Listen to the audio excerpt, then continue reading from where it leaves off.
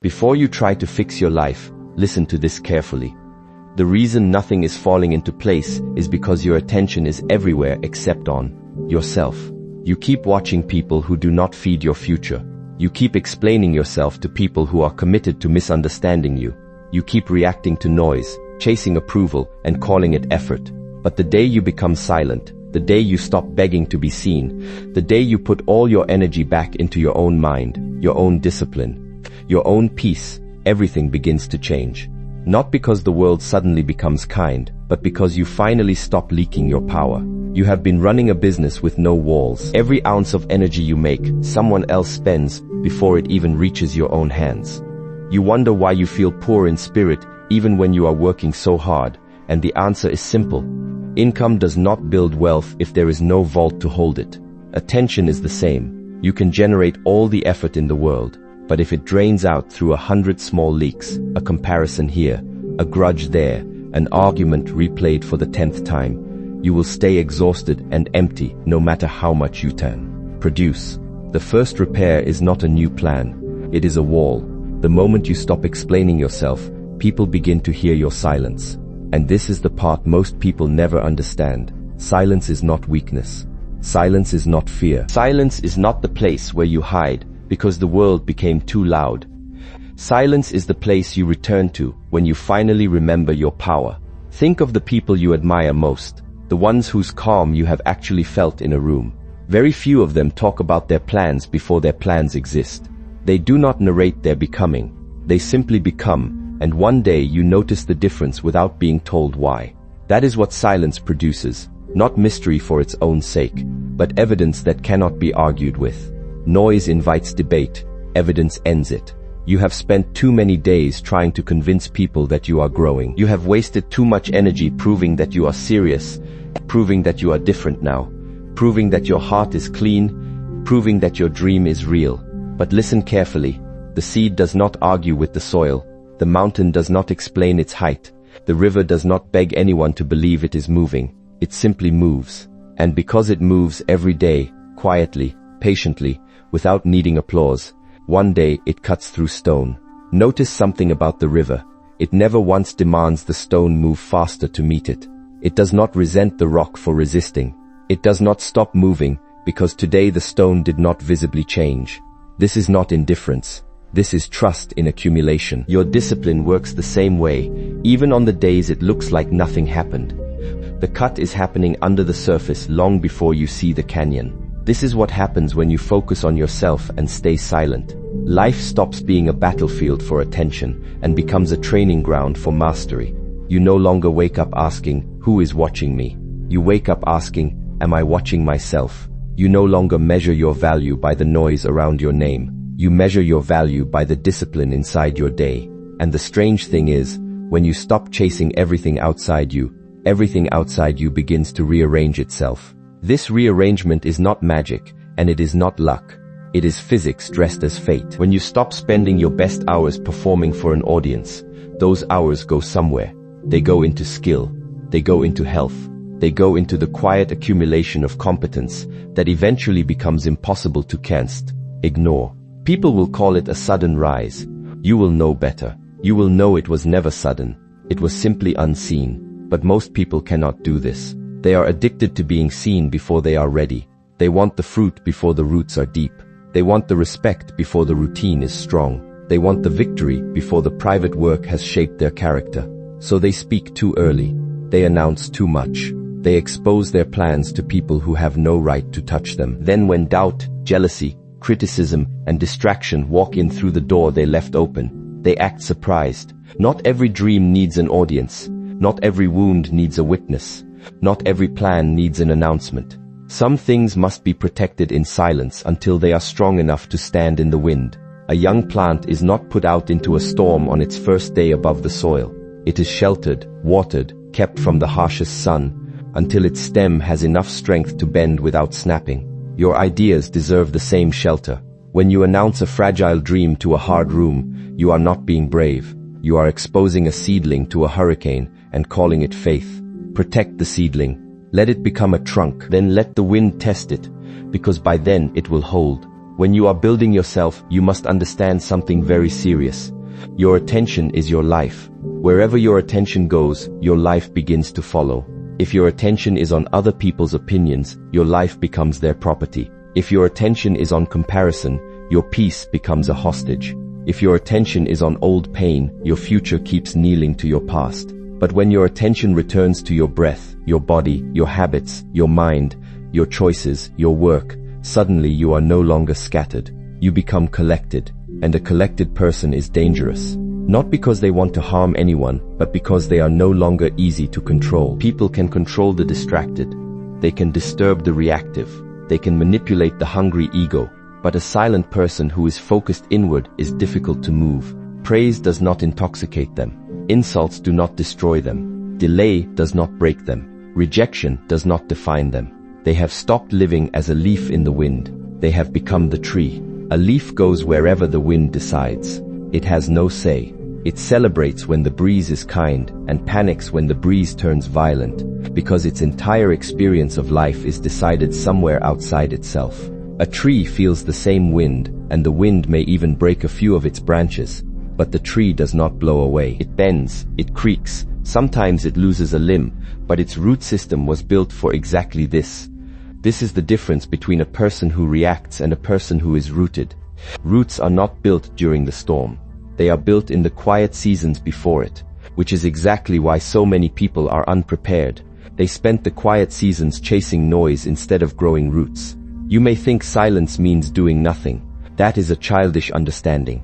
Real silence is full of work. It is the silence of waking up when your body wants to remain weak. It is the silence of training when no one is recording. It is the silence of studying when no one claps. It is the silence of healing when no one apologizes. It is the silence of choosing peace when your anger is begging for a performance.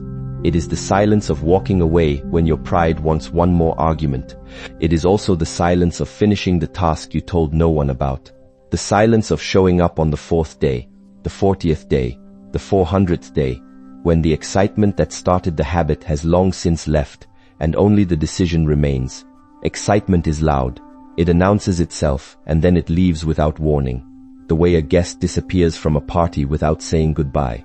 Decision does not announce itself. It simply keeps showing up, and because it never left, it never has to be praised for staying. This is why silence is so powerful. It removes the decoration and reveals the structure. When you stop talking, you discover what you are truly made of. When you stop posting every emotion, you discover whether you can actually sit with it. When you stop complaining about distractions, you discover whether you are willing to remove them. When you stop blaming people for stealing your peace, you discover how often you handed it to them, and that discovery can be uncomfortable. It is uncomfortable the way a mirror is uncomfortable after a long stretch of avoiding mirrors. You have grown used to soft lighting and flattering angles, the stories you tell yourself about why things happened the way they did. Silence turns on the harsh light. It does not do this to punish you. It does this because a wound treated in the dark heals crooked, and you deserve to heal straight. Many people avoid silence because silence tells the truth. Noise lets you escape. Noise gives you someone else to blame. Noise keeps your mind running in circles, so you do not have to face the simple question, what am I doing with my own life? But when the room becomes quiet, when the phone is down, when the conversation ends, when there is no one to impress, the truth stands in front of you. And if you are brave, you do not run. You bow to it. You learn from it. You change. The path begins there, not when everybody understands you, not when somebody finally says sorry, not when life becomes easy. The path begins the moment you stop negotiating with your weakness. You say you want peace, but you keep feeding the habits that create chaos. You say you want focus, but you allow every notification, every opinion, every memory, every person's mood to enter your mind as if they own the place. You say you want respect, but you keep disrespecting your own time. You say you want a new life, but you keep carrying the same reactions into every situation. This is not bad luck. This is poor training. Notice the pattern. The complaint and the cause live in the same sentence, right next to each other, and most people never see it because they are too busy defending the complaint to examine the cause. You cannot want a garden and keep planting weeds in the same breath. Eventually, the garden has to choose which seed you actually meant. A trained mind does not follow every feeling. A trained mind observes. A trained mind says, anger is here, but I do not have to become anger. Fear is here, but I do not have to become fear. Desire is here, but I do not have to become desire. Loneliness is here, but I do not have to run into the wrong company just to escape myself. This is the beginning of freedom, not getting everything you want, but no longer being dragged by everything that appears inside you. An untrained mind treats every visitor like it is the owner of the house. A stranger named anger knocks, and instead of greeting it at the door and asking what it wants, the untrained mind hands it the keys, the car, and the credit card. A trained mind still opens the door. It still listens, but it does not hand over the house. Feelings are allowed to visit. They are not allowed to move in and start making decisions for you. Focusing on yourself does not mean you become selfish. It means you become responsible. There is a big difference. A selfish person uses others to feed their emptiness. A responsible person stops demanding that others fix what they have refused to face. When you focus on yourself, you stop asking the world to carry the weight of your unfinished inner work. You stop expecting people to give you discipline, clarity, confidence, and peace. You begin to build them, and when you build them, you become calmer. You no longer need to win every conversation. You no longer need to correct every misunderstanding. You no longer need to chase people who choose distance. You no longer need to explain your heart to those committed to misreading it. Let them think what they think. Let them say what they say. Let them walk where they walk. Your path is not a courtroom. You are not on trial every day. Notice how much freedom lives in that single sentence. You are not on trial every day. Most people spend their waking hours mounting a defense for a case no one else is actually building against them. The jury they are so afraid of is often imaginary, or worse, it is a jury that has already left the nature courtroom and gone home, while you are still arguing your case to an empty room. The strongest version of you will not be born from revenge. It will be born from restraint. Revenge keeps your energy tied to the person who hurt you. Restraint brings your energy back to the person you are becoming. And this is where many people fail. They say, I will show them, but their whole life becomes a reaction to someone else. That is still bondage. You are not free just because you are winning in front of them. You are free when they are no longer the reason you move. Move because your soul knows it is time. Move because your body deserves strength. Move because your future deserves a better guardian. Move because the child inside you waited long enough for an adult to arrive. Move because you are tired of betraying yourself in small ways and calling it survival. Revenge is a leash disguised as a sword. You believe you are chasing the person who hurt you, but look closer and you will see the truth. They are holding the other end, and every step you take is still a step they decided. Cut the leash, not because they deserve forgiveness. That is a separate question entirely, but because you deserve to move on legs that are actually your own. When you stay silent, people may misunderstand you. Let them. Some will call you distant because they lost access to your reactions. Some will call you arrogant because you stopped shrinking to make them comfortable. Some will call you cold because you are no longer available for drama. This is normal. When you change the pattern, people who benefited from the old pattern will complain. Do not be shocked. A door does not apologize for closing when the room needs protection. Your silence will reveal who respects your boundary and who only respected your availability. Your focus will reveal who supports your growth and who only liked your confusion. Your peace will reveal who brings calm and who brings storms. This is why focusing on yourself changes your circle without forcing anything. You do not need to make dramatic announcements. You simply stop participating in what weakens you, and the wrong things begin to fall away by themselves. But understand this. Falling away can feel like loss before it feels like freedom. It is important to grieve this honestly instead of pretending it does not hurt. You are allowed to miss a version of a relationship that was never actually good for you. Missing something and needing something are not the same thing, and confusing the two is how people talk themselves back into rooms they already outgrew. Let the missing pass through you like weather. Do not let it drive you back through the door you already closed. At first, silence may feel lonely, discipline may feel boring, Growth may feel invisible. You may look around and think nothing is happening, but much is happening beneath the surface. The root grows before the flower appears. The foundation is built before the house is seen. The blade is forged in fire before it is lifted in battle. Do not insult your hidden season because others cannot see it. The hidden season is sacred. This is where you become. This is where you remove the weak agreements you made with yourself. This is where you learn that your mood cannot be the master of your mission. This is where you stop asking motivation to carry what only discipline can carry. Motivation is a visitor. Discipline must become the house. A visitor is welcome, and a visitor is useful. But no wise person builds their life around a guest who only shows up when it feels like it and leaves without warning. You would never plan your finances around a friend who occasionally gives you money whenever they happen to feel generous. Yet this is exactly how most people plan their goals, around motivation, a visitor with no fixed schedule and no loyalty. Build the house instead. Let motivation visit whenever it wants. The house will stand either way. Every morning you are given a small gate. Most people walk through it unconsciously. They grab the phone, feed the mind with noise, compare their life before they have even met their own breath, and then wonder why they feel heavy. Do not begin your day by surrendering your mind.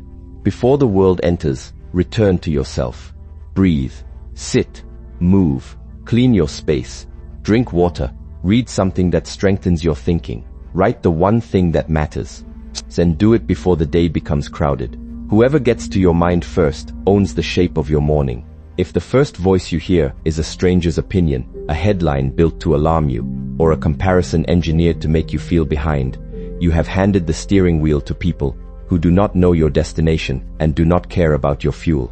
Get there first. Meet yourself before the world meets you. It is a small act and it changes everything that follows. This is not simple advice. This is war against the old self. The old self loves comfort. The old self loves excuses. The old self loves tomorrow. The old self says, start when you feel ready. But readiness is often a lie, dressed as wisdom. You become ready by practicing while you are not ready. You become confident by acting while doubt is still present. You become strong by lifting what feels heavy. You become peaceful by choosing peace while anger still has a voice. Do not wait for perfect conditions. Perfect conditions create weak warriors. Difficult conditions reveal your training. Anyone can be calm when nothing challenges them. Anyone can speak of patience when life is giving them what they want. But can you remain steady when the answer is delayed? Can you remain honest when lying would be easier? Can you remain kind without becoming foolish? Can you remain silent when your ego is starving for the last word? This is the real test. Not the one you post about, but the one that happens in ordinary moments. The message you do not send. The habit you refuse to repeat. The hour you protect. The food you choose. The anger you breathe through. The gossip you leave. The promise you keep to yourself when no one would know if you broke it. These small private victories are the bricks of a life that cannot be easily shaken. No one applauds the brick that goes into the foundation. The applause, if it ever comes, is reserved for the finished building, long after the bricklayer has forgotten most of the individual bricks. This is the trade you are making when you choose the unseen work. You are giving up the applause now in exchange for a structure that lasts later. Most people want it reversed. They want the applause first and the structure to somehow assemble itself afterward. It never does. People look for transformation in dramatic moments. They want the one decision, the one speech, the one opportunity, the one breakthrough. But most lives change quietly. One better morning, one honest reflection, one disciplined hour, one conversation avoided, one boundary respected, one task finished, one temptation survived, one night of choosing rest instead of self-destruction. These things look small, but small things repeated become destiny. Destiny is not a lightning bolt. It is compound interest. A single deposit looks unimpressive sitting alone in an account. It is the repetition, the refusal to withdraw early, the willingness to let time do what time does, that eventually turns a small deposit into something unrecognizable. You are making deposits right now, in this very hour, whether you notice it or not. The question is only whether you will keep making them long enough to see what they become. When you focus on yourself, you begin to see how much energy you were wasting. You were carrying arguments that ended months ago. You were rehearsing conversations with people who were not even thinking about you. You were trying to be understood by those who enjoyed misunderstanding you. You were chasing approval from people who had not approved of themselves. You were watering dead branches and wondering why the tree looked tired. Cut the dead branches, not with hatred, but with clarity. Some people belong to your past. Some habits belong to your weakness. Some places belong to the version of you that did not know better. Do not keep visiting what you are trying to outgrow. You cannot heal in the same environment that rewards your sickness. You cannot become focused while entertaining every distraction. You cannot become silent while addicted to reaction. Choose. Choice is the blade. Every day you cut. You cut excuses. You cut noise. You cut false urgency. You cut the need to be liked by everyone. You cut the performance of being okay when you are actually avoiding the work. But you do not cut your heart. You do not become bitter. You do not become cruel. You become clear. Clarity is not loud. Clarity does not need to insult. Clarity simply knows. It knows what belongs and what does not. It knows when to speak and when to save the breath. It knows when to help and when helping has become enabling. It knows when to stay and when staying has become self-abandonment. It knows that peace is not found by controlling every person around you, but by governing the kingdom within you. A gardener does not apologize to the weeds. The gardener does not hate them either. The gardener simply understands that a garden with everything growing in it is not a garden. It is a field left to chance, and nothing intentional can grow there. Cutting is not cruelty. Cutting is the price of a harvest. There is a kingdom within you, whether you have cared for it or not.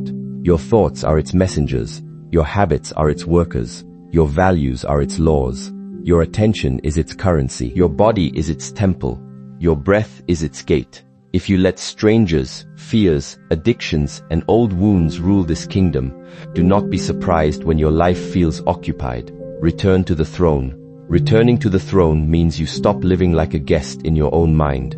You stop letting every emotion sit in the highest seat. You listen, but you do not obey everything. You feel, but you do not worship every feeling. You remember, but you do not let memory become a prison. You desire, but you do not sell your future for a moment of comfort.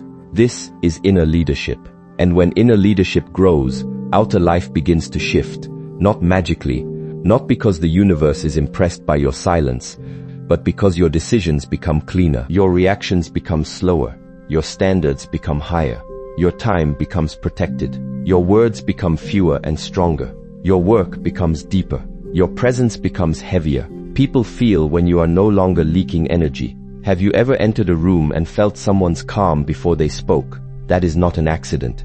That is accumulated discipline. That is a nervous system trained not to worship chaos. That is a person who has met themselves in silence many times and did not run. You can become this, but not through pretending, not through copying the appearance of peace. You must do the inner work. Copying the appearance of peace is easy. Slow your speech, soften your voice, adopt a calm posture, and for a while, it may fool a room. But the body does not lie forever, and neither does a life. Under pressure, the copy cracks, because it was never rooted in anything real. It was a costume, not a character. Character does not crack under pressure. It reveals itself. Inner work is not always beautiful. Sometimes it is admitting that you were the problem in patterns you kept blaming on others. Sometimes it is seeing that you love drama because peace felt unfamiliar. Sometimes it is recognizing that you used busyness to avoid emptiness. Sometimes it is confessing that you wanted success but not the sacrifice. This is not shame. This is awareness. And awareness is the first clean breath after a long sleep. Do not hate the version of you that survived with poor habits. That version carried you this far, but do not let it lead you forever. Respect the old self for surviving. Then train the new self to live. Survival is not the same as life. Survival reacts, life chooses. Survival clings, life creates. Survival fears silence, life grows in it. Think of survival as the raft that got you across the river. You do not burn the raft in anger once you reach the other side, and you do not curse it for being slow or uncomfortable. You thank it, and then you leave it at the shore, because a raft is not a house, and you were never meant to keep living on it. Once solid ground was available, there will come a moment when people notice you have changed. They will ask what happened. They will want a secret. They will think you found some hidden method. But the truth will be almost too simple for them. You stopped arguing with your potential. You stopped making your pain your identity. You stopped waiting for rescue. You stopped telling everyone your next move. You stopped feeding what was feeding on you. You became quiet. And in that quiet, you became serious. Being serious is rare. Many people are emotional about their dreams, but not serious. They talk with fire and act with laziness. They want transformation, but protect their comfort. They make promises at night and break them in the morning. Seriousness is different. Seriousness does not need witnesses.